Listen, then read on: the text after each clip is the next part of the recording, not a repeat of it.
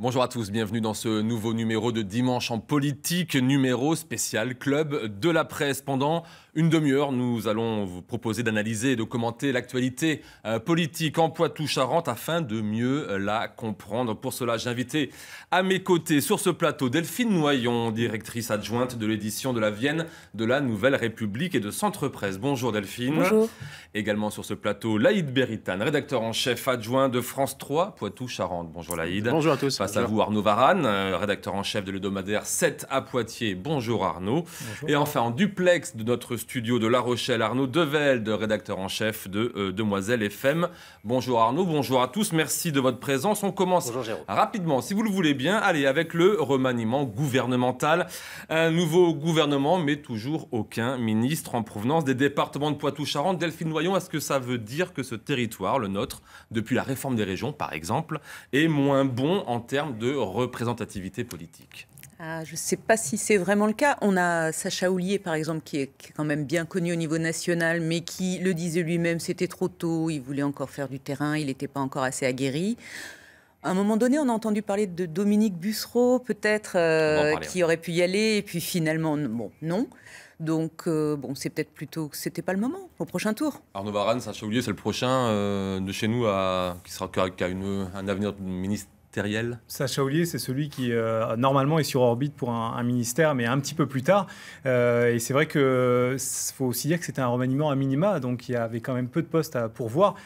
Simplement, un des postes qui est revenu à quelqu'un qui dirige le Futuroscope d'une certaine manière, c'est l'ancienne directrice générale de la Compagnie des Alpes, qui était la patronne du Futuroscope. Donc d'une certaine manière, le territoire est représenté au ministère de l'économie. Laïd Beritane, vous aviez un favori, vous avez fait des pronostics? Tout simplement parce que la Macronie est très jeune, donc elle a à peine quelques années, on va dire 2-3 ans, le temps d'une campagne présidentielle, la constitution d'un groupe parlementaire. Donc avant que les visages, on le voit effectivement à travers Sacha Houlié depuis 2017, il faut un peu de temps pour donner de vrais visages, pour donner cette expérience et puis pour en tous les cas légitimer le personnel politique qui puisse dire voilà, cette personne-là peut avoir la stature pour être ministre, secrétaire d'État.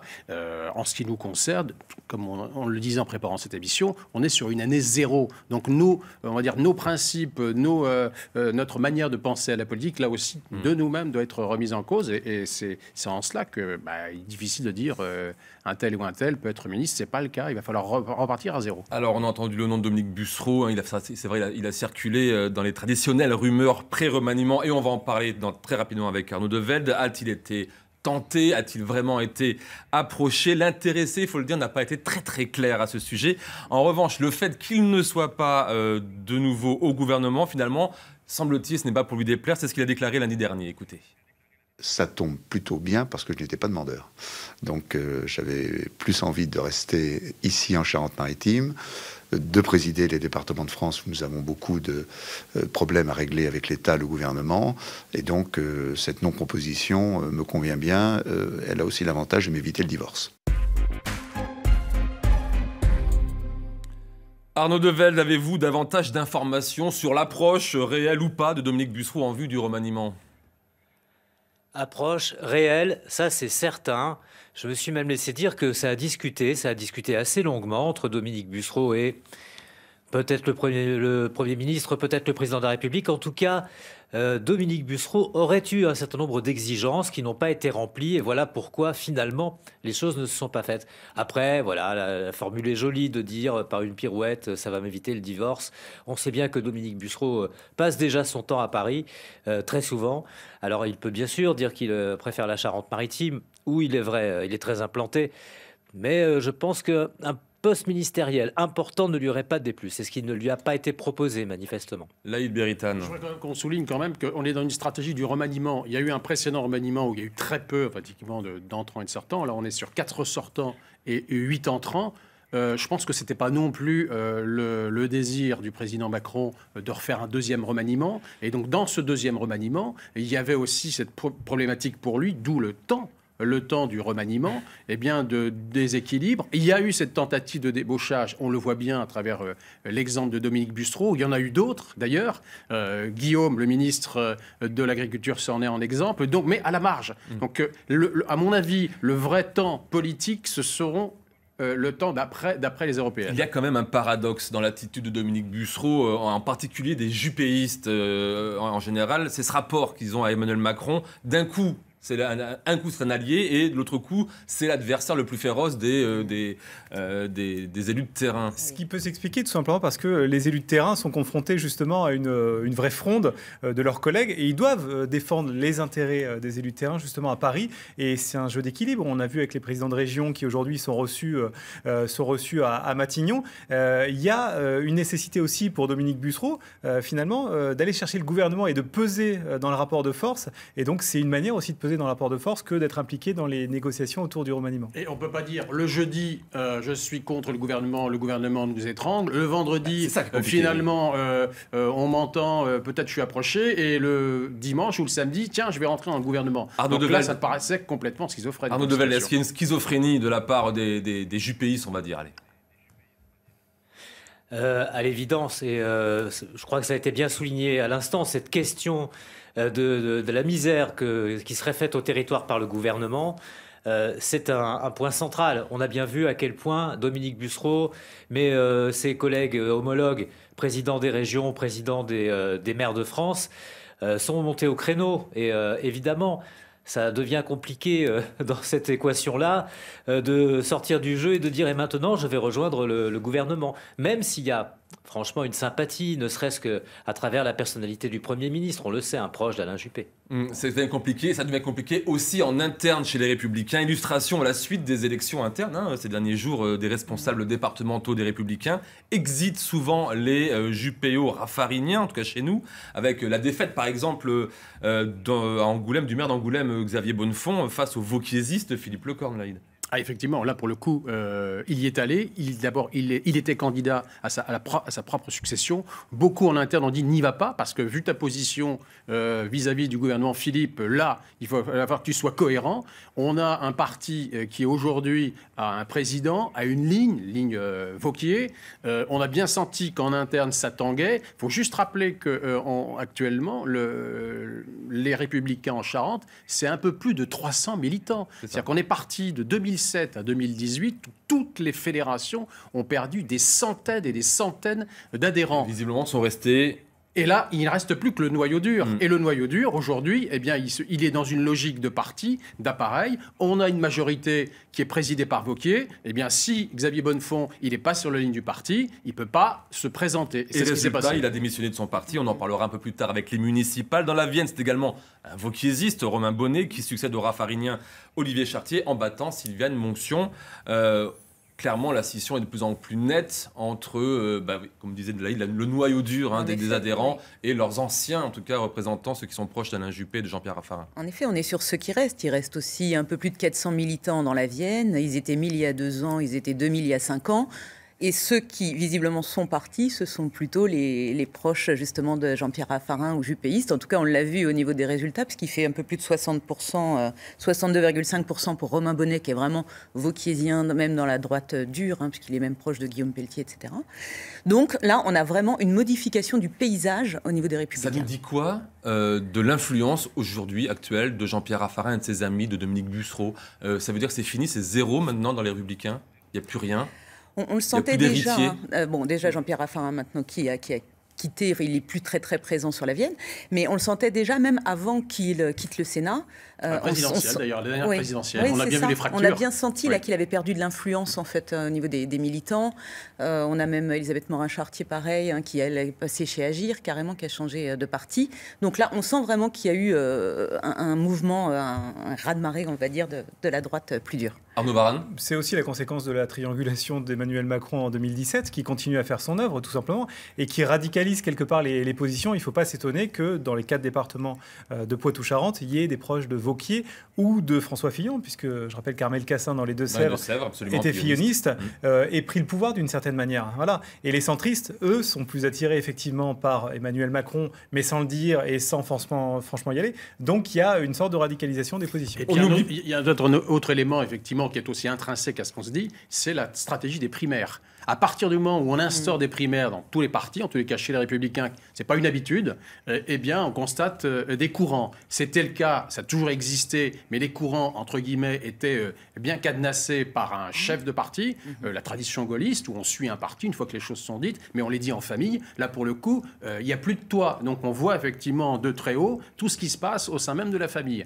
Et on est encore dans cette période. On n'oublie pas Didier Quentin qui devient le patron des Républicains de Charente-Maritime, sans gloire particulière, hein, Arnaud Devel, puisqu'il était seul et unique candidat. Voilà, ça aide pour être élu dès le premier tour et sans difficulté. On notera que Didier Quentin, il aurait soutenu à peu près tout le monde, de toute façon. C'est la logique qui est la sienne depuis toujours. Hein. Il est, lui, dans la droite file du parti. On suit le chef, et puis voilà, c'est comme ça. Donc c'est Laurent Wauquiez. Eh bien, Didier Quentin fera tout. D'ailleurs, il l'a écrit à ses militants cette semaine. Il fera tout pour soutenir Laurent Wauquiez, pour aider à la reconstruction du mouvement, a-t-il aussi écrit à ses militants.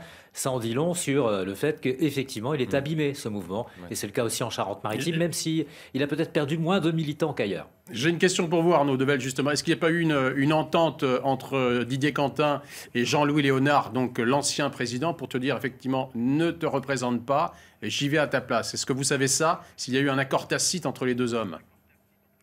Je pense même que c'était l'intention de Jean-Louis Léonard de toute façon de ne pas se représenter. Jean-Louis Léonard, il est en train de quitter doucement mais sûrement la vie politique. Il reste encore maire de Châtelaillon et vice-président de l'agglomération de La Rochelle, mais surtout maire de Châtelaillon. Et il est déjà en train de préparer sa succession à la mairie. On le voit bien, Jean-Louis Léonard veut passer maintenant à autre chose. Ceci dit, à gauche, la situation n'est guère plus réjouissante. Les départs du Parti socialiste se multiplient. Dans la région, bon, le cas le plus symbolique, c'est Delphine Batho, bien sûr, hein, cette année, qui est désormais présidente de Génération Écologie.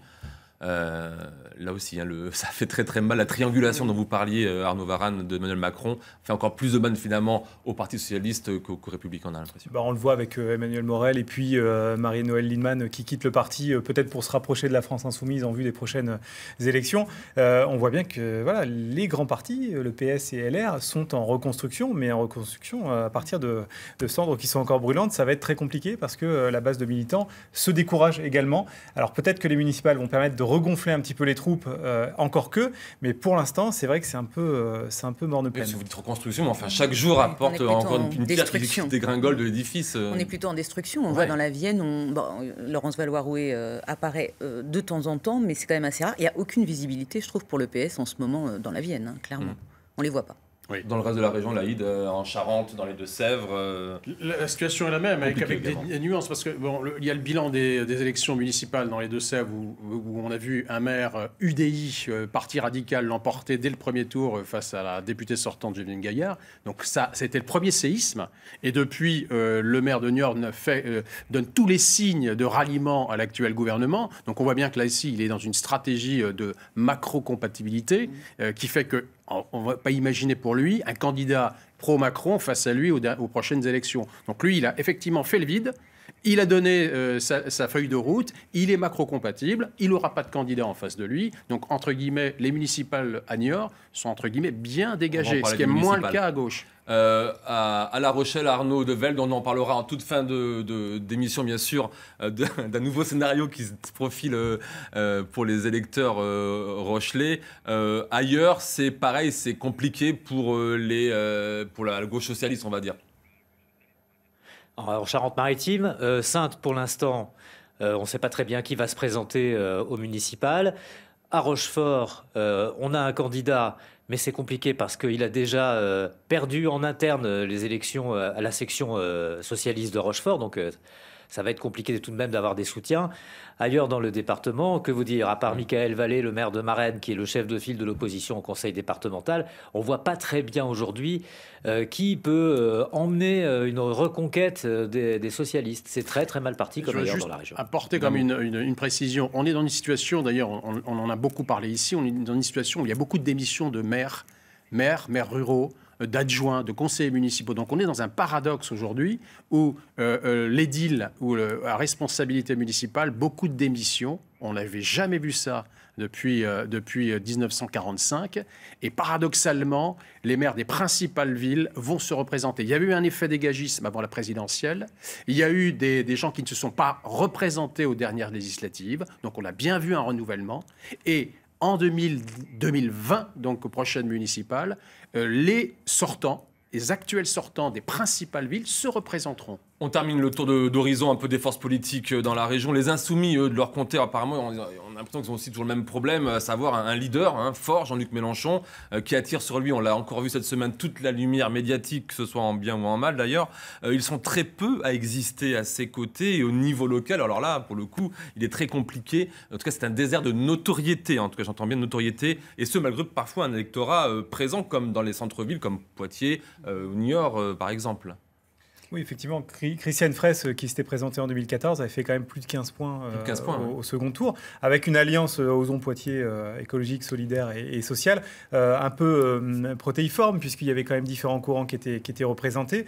Mais en dehors de ce travail-là et de ce travail municipal et communautaire qu'on peut lui reconnaître, qu'on peut leur reconnaître aux Insoumis, il est difficile d'avoir une vraie lisibilité, parce qu'il y a tellement de courants derrière, il y a tellement de sensibilité qu'on n'identifie personne en particulier. Il y a Nathalie Seguin, par exemple, à Niort, qui est une des rares à émerger un petit peu aujourd'hui. Niort est un cas à part, parce qu'en termes d'unité, c'est le seul endroit, entre guillemets, dans le Insoumis ont été unis. où effectivement les deux partis de gauche, Insoumis, FI et Parti communiste, font liste commune. Quand vous enlevez le cas de Niort, qui est un cas particulier, eh bien on se retrouve sur des fractures, sur des tensions entre les anciens FI, les anciens partis de gauche, les actuels communistes. On l'a vu aux dernières cantonales, on l'a vu aux dernières législatives. Et il y a des listes qui ne sont pas communes, c'est le moins qu'on puisse dire. Donc là encore, on est encore sur des divisions à gauche, à l'extrême gauche, qui favorisent l'éclatement des listes. Arnaud Develde, dans Charente-Maritime, l'état des lieux pour les Insoumis, même topo. Pas mieux, pas mieux. Les peu de contacts que j'ai avec les Insoumis, il me semble même qu'un certain nombre d'entre eux ont été assez choqués par ce qui s'est passé à travers l'affaire Mélenchon de cette semaine. Et donc certains pourraient même quitter le mouvement, ça ne va pas s'arranger. Ce que je constate aussi, c'est qu'il y a un comportement presque, j'allais dire, alors qu'ils ne le prennent pas mal, de secte, entre guillemets, avec des réunions plutôt secrètes, on se donne rendez-vous sur les réseaux sociaux, etc. Ça ne donne pas l'impression ou l'image d'un parti qui a envie de grandir et d'être au grand jour. On va parler bien sûr des municipales, mais avant, je vous rappelle quand même qu'il y a d'autres élections, ça s'appelle les européennes, c'est quand même assez important.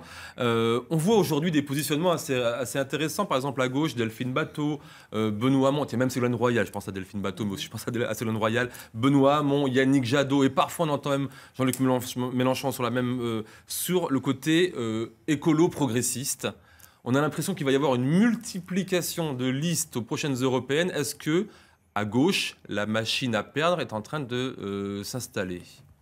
On a probablement l'effet Nicolas Hulot avec sa popularité et tout ce qui s'est dégagé en termes d'émotion après sa démission, qui laisse penser, et puis la marche du climat aussi qui a bien marché, il y avait beaucoup de citoyens dans la rue, donc qui laisse penser que voilà, là il y a certainement un créneau un peu porteur. Maintenant évidemment s'il y a multiplication des listes, ça risque surtout de se diffuser. Et qui va agréger aujourd'hui ce mouvement, on va dire sociétal, on le voit bien, il n'y a pas un week-end où il n'y a pas une marche, une manifestation à tonalité environnementale et écologiste. Donc, et c'est très rare, c'est-à-dire qu'on le voit tout le temps en France, et la France a pris conscience au sens large du terme de la dimension climat. Mais le vrai problème, c'est qui sont les partis pour pouvoir agréger cette demande, cette envie d'écologie, cette envie d'environnement, cette envie d'une planète différente. Aujourd'hui, aucun. Et tout le monde se targue de dire « je fais aussi de l'écologie dans mon programme ». Et puisqu'on parle des élections européennes, qui, je le rappelle, se retiendront dans 7 mois, au mois de mai prochain, le fait que le scrutin redevienne national et non plus basé sur les grandes régions, est-ce que cela va avoir un impact sur la représentativité, une fois de plus, de notre région, enfin, en tout cas des départements de Poitou-Charentes? Probablement, on n'a pas forcément de tête de liste très connue ou nationalement connue dans les différents partis. Ce qui fait que si on est sur des listes nationales, on va d'abord placer un peu les cadors des partis et ce ne sera pas les nôtres. Et puis, il faut juste dire quand même que le bilan de l'élection par circonscription n'a pas non plus donné gain de cause. Si on fait un bilan des différences, la manière dont on a modifié les scrutins pour donner envie aux citoyens d'aller voter, on constate que la dernière réforme par circonscription, qui connaît son député européen? Donc on l'a bien vu, on est passé de 2 pour notre circonscription à 1 personne. Et finalement, en 2019, peut-être 0. Donc le bilan, c'est très, très négatif. Justement, on n'en connaît qu'une aujourd'hui chez nous, c'est Elisabeth Morin-Chartier, bien sûr. Elle semble vouloir finalement y retourner. Est-ce que je me trompe? Est-ce que vous avez senti la même chose que moi? Oui, elle semble vouloir y retourner tout simplement parce que, elle fait le travail et c'est vrai qu'on ne peut pas lui reprocher quoi que ce soit là-dessus. Et elle a bien conscience que pour peser au Parlement européen, il faut durer. Ce que font très bien les Allemands, ce que font très bien d'autres nationalités. Et donc, elle a envie d'y retourner. Et si possible, que le président de la République lui demande en direct d'y aller et de se sacrifier pour la France, d'une certaine manière. Mais c'est là où elle s'y est peut-être mal pris, justement, puisque ça n'a pas forcément été bien ressenti chez les macronistes, et notamment Sacha Houlié qui lui a gentiment, mais un peu vertement expliqué qu'il fallait faire acte de candidature, et certainement pas auprès du président, mais auprès du parti. On en revient à ce qu'on disait au début de l'émission, le problème de la relation entre Agir, par exemple, et puis les marcheurs. Le principe du un pied dehors, un pied dedans, ça peut pas marcher à un moment jusqu'à... Et surtout quand on veut être candidat pour les élections européennes qui arrivent dans un contexte, à mon avis, là encore, on n'a jamais rien vu depuis 1945, depuis la construction de l'Europe, depuis 1958. On se retrouve dans une situation totalement paradoxale. Défendre ces élections européennes sur fond de Brexit, sur fond de tensions entre l'Italie et l'Europe, jamais la situation n'était aussi d'abord incertaine à tout point de vue. Plus effectivement la défiance permanente au sein des pays, on voit bien avec la Hongrie. La modification du mode de scrutin ne changera absolument rien. Et je crois qu'on retrouve aussi les genèses de la fracture de 2005 qui ne s'est jamais guérie. C'est-à-dire qu'il y a eu un référendum. Ce référendum a été tranché par la population. En France, on a dit non. Et ce résultat n'a pas été pris en compte. Aujourd'hui, eh bien, l'effet de cette mondialisation est toujours mal vécu. On ne peut pas dire qu'elle était dans le sens des peuples. Et un nom qui, des années après, donc c'était 13 ans plus tard, se répartit d'ailleurs pour le coup sur tout l'échiquier politique, en tout cas extrême droite, extrême gauche. Mais c'est jamais vu. Les municipales, il serait intéressant de suivre, je pense, les 4 grandes villes, en tout cas de Poitou-Charentes. 3 des maires sortants devraient être plus ou moins Macron-compatibles. Je vais bien sûr parler des maires d'Angoulême, de Niort et de La Rochelle. Alors La Rochelle, on va en parler. Niort, ce que je disais tout à l'heure. Vous avez eu la surprise de Jérôme Baloge, maire UDI, parti radical valoisien, donc l'autre parti, on va dire, radical classé à droite, celui de Jean-Pierre Rossineau. Mais là aussi, c'est 2014, une élection réussie. Entre 2014 et 2018, vous avez un président qui change, et là, quelqu'un, effectivement, qui est plutôt bien dans ses baskets. On a le sentiment que ça sera la plus facile de toutes les grandes villes, ça sera pour lui, en tout cas, la situation la plus confortable, j'ai l'impression, par rapport, en tout cas, bien sûr, on va parler mais avec en plus une vraie différence, c'est qu'entre les élections de 2008 et l'élection de 2014 et celle de 2020, il y a eu le mandat unique. Et je crois que le mandat unique a totalement modifié le regard du citoyen par rapport à son maire. Finalement, il n'est pas à double casquette, il n'est pas parlementaire, et pourtant, il y a eu des tentations. Pour le maire de Niort, il a été approché, et ce n'est pas le cas. Et ça, pour le coup, le citoyen y est attentif. Angoulême, on en a parlé, il va y avoir une réaction à droite de Xavier Bonnefond qui va le mettre peut-être en difficulté. Beaucoup plus sportif, parce qu'aujourd'hui, Xavier Bonnefond ne peut capitaliser que sur son nom. Donc il ne peut pas se prétendre être les Républicains, et même s'il est à Agir demain, et même s'il se dit Macron-compatible, est-ce qu'il n'aura pas un candidat en face de lui? Et donc là, ce sera beaucoup plus difficile qu'en 2014, où il était le renouvellement, la jeunesse. Il avait 32 ans à l'époque, effectivement, contre un Philippe Lavaux qui était, pour le coup, très usé. À Poitiers, c'est pas pareil. Au contraire, là, on a l'impression qu'il y a un contrat qui a été posé sur la tête d'Alain Claes par les marcheurs. Clairement, le maire socialiste sortant devrait fort logiquement se représenter une nouvelle fois. Ça nous promet une belle campagne quand même. Oui, ça promet une belle campagne parce que les marcheurs ont déjà montré qu'ils voulaient se débarrasser d'Alain Claes, sauf qu'ils n'ont pas de tête de liste qui se dégage pour partir justement au municipal. Alors on parle de Sacha Houlié, peut-être pas. Pierre-Étienne Rouet, mais alors à chaque fois on se dit mais il y a un problème de notoriété, il n'est pas vraiment connu. Donc au final, c'est bien de mettre un contrat, mais encore faut-il avoir l'équipe qu'il faut pour y aller. Arnaud Varane. Oui, les marcheurs sont partis tôt parce que la route sera longue. Ils sont partis en septembre 2017 avec Poitiers 2020, une phase de diagnostic qui va être très longue et qui a vocation à aller dans les quartiers et à aller recueillir finalement la sainte parole auprès de la population. Pour autant, ça n'effacera pas le manque de charisme d'un éventuel leader qu'on n'a pas encore au moment où il faudra affronter Alain Claes qui entamera éventuellement une troisième candidature. Et qui serait peut-être davantage inquiété sur sa gauche ? il peut être davantage inquiété sur sa gauche. On l'avait vu déjà en 2014, il avait fait un pari qui était quand même osé, risqué, payant au final. Mais je pense que la gauche à Poitiers sera très très forte en 2020. Allez, on en revient à La Rochelle où décidément les amis d'hier se transforment en ennemis de demain. Ainsi, Jean-François Fontaine et Olivier Falorni, unis, on s'en souvient, dans leur lutte face à Ségolène Royal, vont sûrement s'affronter en 2020 pour la mairie de La Rochelle. Il est fort possible que je me présente au municipal à La Rochelle. C'est ce que Olivier Falorni a déclaré, on peut le lire cette semaine chez nos confrères de Sud-Ouest. Arnaud Devel, on n'est jamais déçu, d'une part par la vie politique rochelaise. Dites-nous, mais qu'est-ce qui s'est passé ? Il faut relire Machiavel, Jérôme. C'est l'intérêt qui brise les nœuds de toutes les alliances. Et l'intérêt d'Olivier Falorni aujourd'hui, c'est de se dire, si je ne passe pas, enfin si je n'essaye pas en tout cas de passer cette fois-ci au municipal, ce sera sans doute la dernière fois que je pourrai tenter ce coup-là. Alors ça repose sur plusieurs choses. D'abord, le fait que Jean-François Fontaine manque un peu de popularité en ce moment à La Rochelle. Il y a eu des mesures qui ont été assez mal vécues, comme les changements de plan de circulation, le vieux port transformé en port piéton 24 heures sur 24, 365 jours par an. Ça a nuit au commerce. Et le commerce, c'est tout de même une partie de ceux qui avaient fait élire Jean-François Fontaine la dernière fois.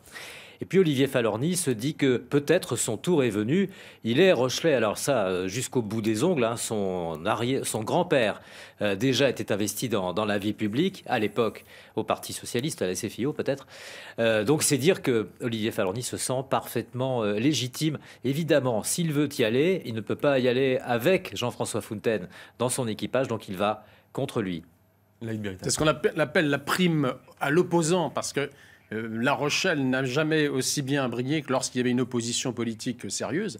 Parce que ce qui se passe entre Jean-François Fontaine et Olivier Falorni, ce que dit Arnaud Devel concernant effectivement sa légitimité, son grand-père Gino Falorni était déjà au parti. Il y a peut-être des fractures qui sont peut-être plus personnelles, qui expliquent son besoin d'y aller en 2020, Arnaud. En 10 secondes, Arnaud. Oui, eh bien, je pense que Olivier Falorni aujourd'hui, quand il va au stade pour applaudir le stade Rochelais, il est acclamé. Jean-François Fontaine, il est presque ignoré. Voilà. C'est plus compliqué. Olivier Falorni, qui sera d'ailleurs l'invité de cette émission dimanche prochain. En ce qui nous concerne aujourd'hui, c'est terminé. Merci beaucoup. Merci à vous quatre d'avoir accepté notre invitation. Pour l'heure, place au journal de la mi-journée. Excellent dimanche à toutes et à tous et bien sûr à la semaine prochaine.